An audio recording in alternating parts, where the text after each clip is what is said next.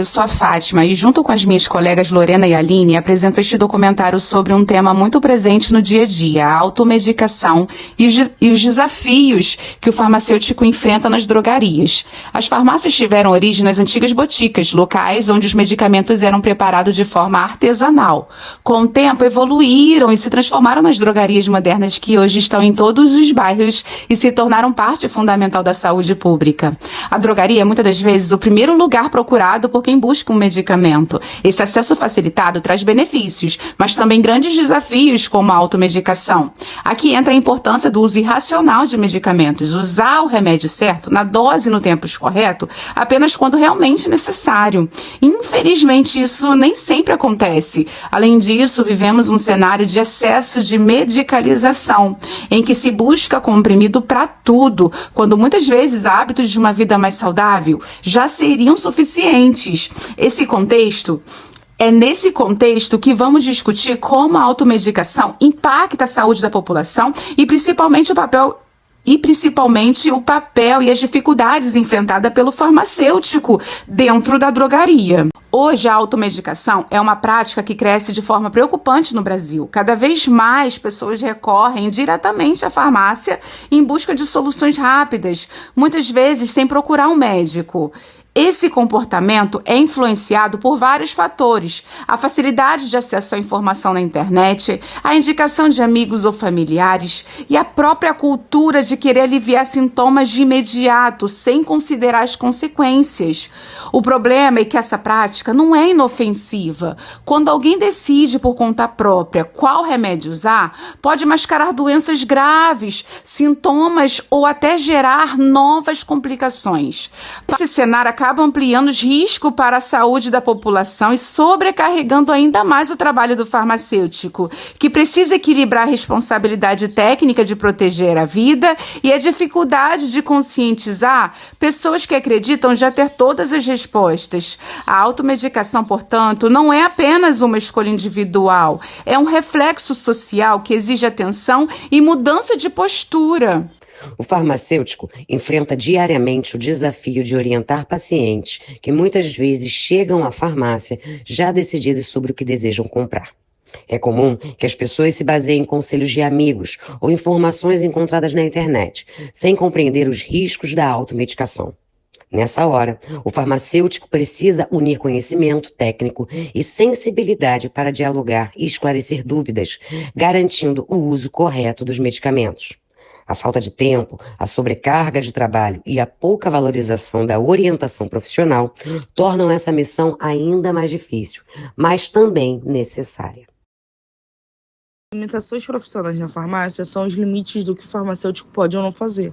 Ele precisa seguir as normas do Conselho Regional de Farmácia e só realizar atividades que estão dentro da sua função, como orientar o uso correto das medicações e garantir a qualidade dos produtos.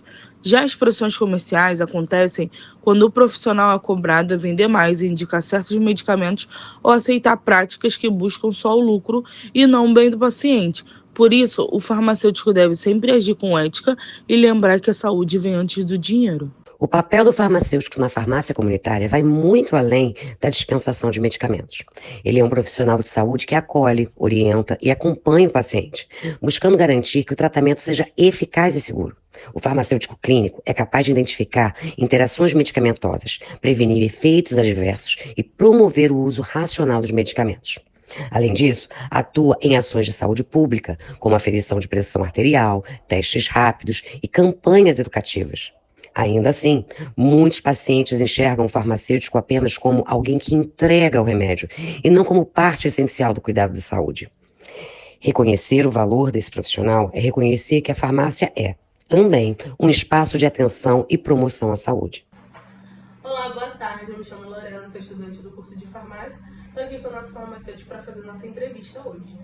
Olá, eu me chamo Lucas, eu sou o farmacêutico da Venâncio, aqui do Parque Olímpico, e estou atuando na área já tem 1 ano e meio, só que tenho experiência em farmácia em outras áreas já vai fazer 9 anos. Hoje a gente tem algumas perguntinhas aqui para fazer para o Lucas e eu vou fazer, ele vai estar respondendo, tirando as nossas dúvidas que foram feitas em sala. Primeira pergunta: qual medicamento que tem mais procura sem prescrição na drogaria? principalmente em medicamentos antitérmicos, né? Dipirona, paracetamol, o pessoal normalmente tem pedido bastante, medicamento para gripe, em geral, que normalmente tem a sua formulação também. Vacinas, mas também bastante vacinas, porque o farmacêutico que ele é habilitado no serviço de vacinação, ele é respaldado pela lei, que a gente mesmo pode prescrever, né? A gente tem que fazer uma anamnese com o paciente para ver certinho e também olhar na SLIM, que é o site oficial relacionado a vacinas na rede privada. Aí a gente vai ver, vai entender se realmente o paciente ele precisa daquela vacina, se está dentro da grade de vacinação em relação à idade, em relação a grupos de risco. Tudo isso também tem que ser feito durante a anamnese para você entender. E a gente tem essa autonomia para prescrever, então bate bastante também. Lucas, quais as situações de conflito que você enfrenta? Receitas bastante, principalmente medicamentos controlados, né?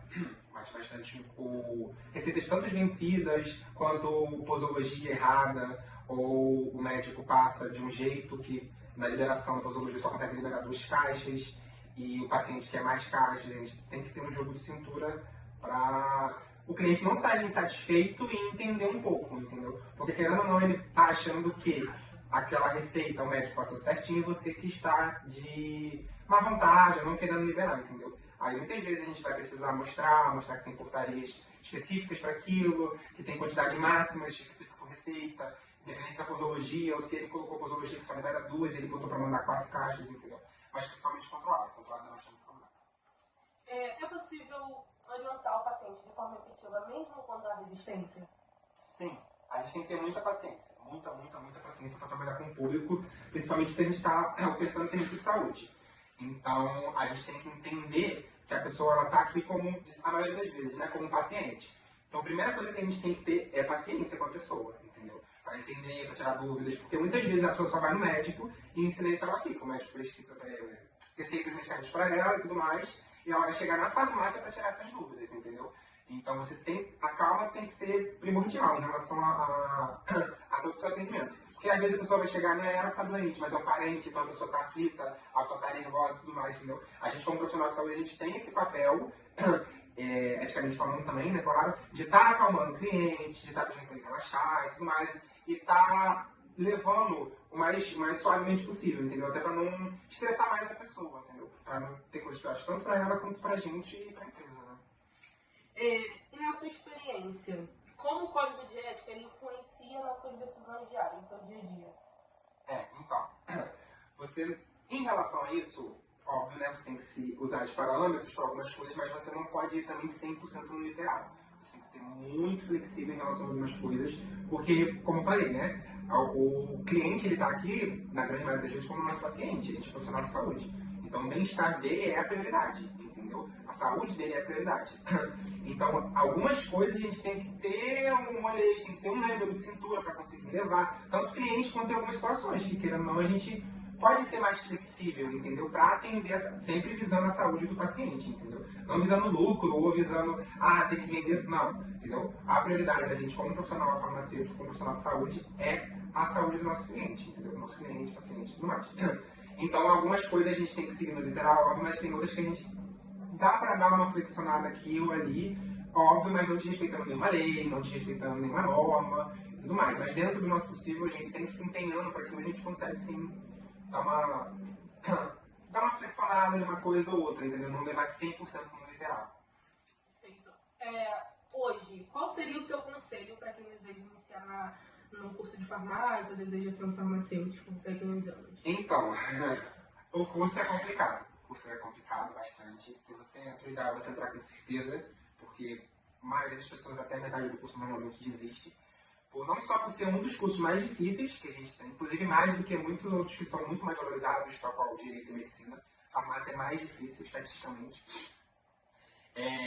Por conta, principalmente, que a gente tem muita área de atuação, entendeu? Atualmente, quando eu entrei na faculdade, era mais de 170 áreas. E isso tem 6 anos, então provavelmente hoje está muito mais do que isso.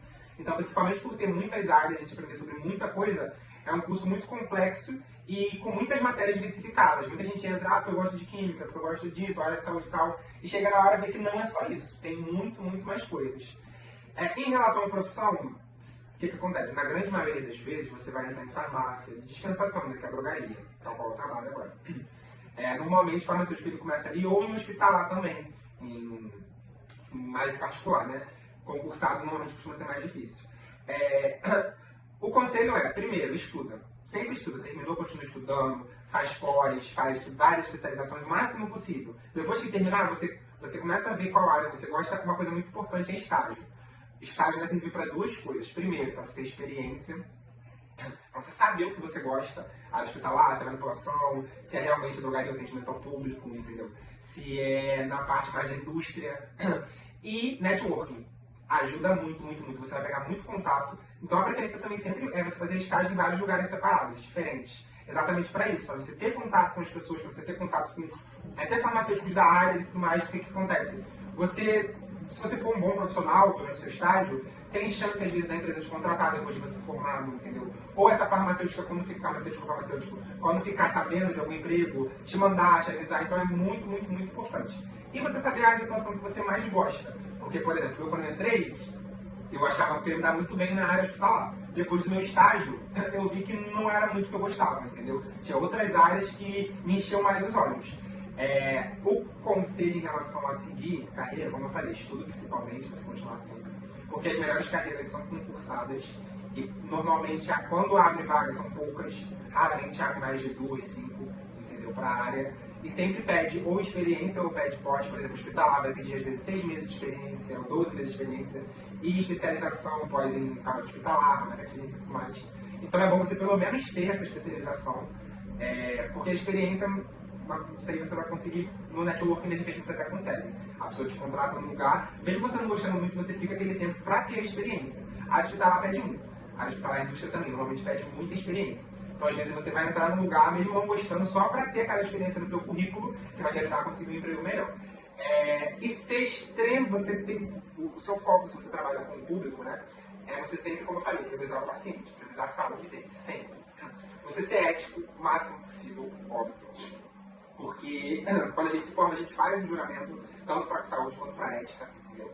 Então a gente tem que ter um foco muito importante nisso. Não se deixar se corromper. Em farmácia você vai achar muito isso, principalmente. Em outros serviços também, mas em farmácia tem bastante. Você se corromper pensando no lucro. A gente tem que lembrar sempre que a gente é profissional de saúde. A gente está ali para a saúde do paciente, entendeu? O lucro, quem tem que estar pro lucro é o patrão, entendeu? É o chefe, é o gerente, tudo mais. O foco da gente, como farmacêutico, a gente sempre tem que focar na saúde do paciente, no bem-estar do paciente, entendeu? Não pensar em lucro em cima disso. Ser sempre ativo em relação à área do sindicato, votações e tudo mais, porque aqui no Rio de Janeiro, principalmente, nosso sindicato é muito fraco, o nosso CRF daqui é muito fraco, tanto que a gente está anos sem ter reajuste salarial. O último que teve, eu acho que deve ter 3 ou 4 anos, foi em relação à correção, não foi nem um reajuste salarial mesmo, entendeu? Tem vários outros pisos, em outros estados, Minas Gerais, Fortaleza, são bem maiores do que o Rio de Janeiro. Então, se você pensa em seguir nessa área, de repente vem outros estados também, porque a procura lá é maior por ter pouca demanda de farmacêuticos. Aqui no Rio de Janeiro tem muita, e como eu falei, o sindicato daqui, infelizmente, não é um dos melhores, entendeu? Então, aqui no Rio de Janeiro, a gente ainda, de certa forma, é um profissional não tão valorizado quanto em outros estados. Então, se você tem a oportunidade, vê empregos também em outros estados, entendeu? Em outros municípios, se você tiver disponibilidade, tanto de ir, ou às vezes para conhecer e tudo mais. E para a experiência também sempre é bom. E é isso. Se você está a partir do 5º, 6º período, passou do 6º período na faculdade de farmácia, passou do 6º período, é certo que você vai continuar. Porque o pessoal não nos desses dias, porque o 6º período costuma ser puxado.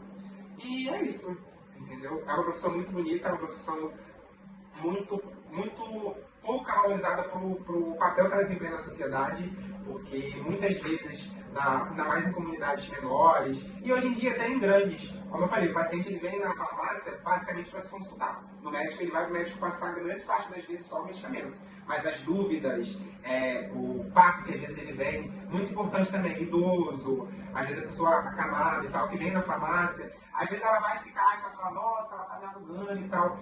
Fica, conversa, a gente não sabe a realidade da pessoa, a gente não sabe o que a pessoa tá passando, entendeu? Às vezes ela só tá carente e aquela conversa ali, além de ser um bem para a saúde dela, de repente fideliza a pessoa pro teu estabelecimento, entendeu? Ela, toda vez que vir, ela vai procurar, cadê o farmacêutico tal, a farmacêutica tal? Então ela sabe que ela vai ser bem atendida, ela sabe que ela vai ser escutada, entendeu? Porque o grande faz do nosso serviço é isso também, escutar o paciente pra gente entender a necessidade dele, entendeu? Muitas vezes, grande parte das vezes, os produtos, os medicamentos, né, são passados de forma genérica para a pessoa, entendeu? Forma genérica não do produto, forma genérica de estar passando sempre os mesmos produtos para as pessoas, assim, sem realmente ver uma anamnese, ver certinho que a pessoa está necessitando daquilo, entendeu? Então a gente, como farmacêutico, a gente também tem esse papel de chegar, verificar a receita, verificar se ela tem necessidade realmente daqueles produtos que estão ali, se ela tem necessidade de algum outro medicamento que não necessite de prescrição, que a gente possa indicar para ela, entendeu? Também é de grande valia. E é isso, gente. A gente vai ficando por aqui até a próxima entrevista. Muito obrigada. Tchau. A automedicação também traz consequências diretas para o farmacêutico, especialmente quando envolve a venda de medicamentos sujeito à prescrição médica. Segundo o Código de Ética Profissional Farmacêutica e a legislação sanitária vigente, a dispensação de medicamentos controlados sem receita é considerada uma infração ética e pode gerar penalidades que vão desde a advertência até a cassação do registro profissional.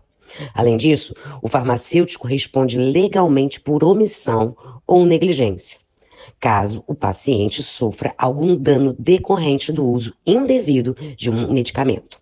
Por isso, é dever do profissional manter a conduta ética, seguir as normas da Anvisa e o Conselho Federal de Farmácia e sempre priorizar a segurança e a saúde do paciente acima de qualquer interesse comercial. As possíveis soluções para reduzir a automedicação envolvem ações de educação em saúde, como campanhas informativas que mostrem o perigo de uso incorreto de remédios. Também é importante que haja uma maior fiscalização na venda de medicamentos controlados e que a população seja incentivada a procurar sempre profissional de saúde antes de tomar qualquer medicamento. O suporte farmacêutico tem um papel fundamental nesse processo.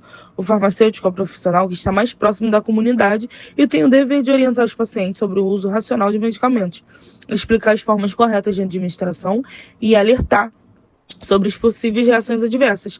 Além disso, ele pode identificar quando o caso precisa ser encaminhado ao médico, ajudando a garantir a segurança e o bem-estar do paciente. Em resumo, a orientação do farmacêutico e a conscientização da população são as principais formas de combater a automedicação e promover um uso mais seguro e responsável dos medicamentos. Reconhecer a formação e a responsabilidade do farmacêutico é reconhecer que por trás de cada orientação existe um compromisso ético e técnico com a vida. Quando a população entende isso, a relação entre paciente e farmacêutico se fortalece, todos saem ganhando. A sociedade se torna mais consciente, a saúde mais protegida e o profissional devidamente valorizado. Mais do que isso, precisamos enxergar o farmacêutico como um agente essencial de cuidado, alguém que transforma informação em prevenção e orientação em qualidade de vida. Desde sua origem, a farmácia sempre teve como essência o cuidado com a saúde. O farmacêutico é o profissional que traduz o conhecimento científico em orientação prática para o bem-estar das pessoas. Diante dos desafios atuais, como a automedicação e a desinformação, seu papel se torna ainda mais indispensável. Valorizar a atuação do farmacêutico é reconhecer a importância do uso seguro e responsável dos medicamentos. Cuidar da saúde também é confiar na orientação de quem dedica sua vida ao conhecimento e à prevenção.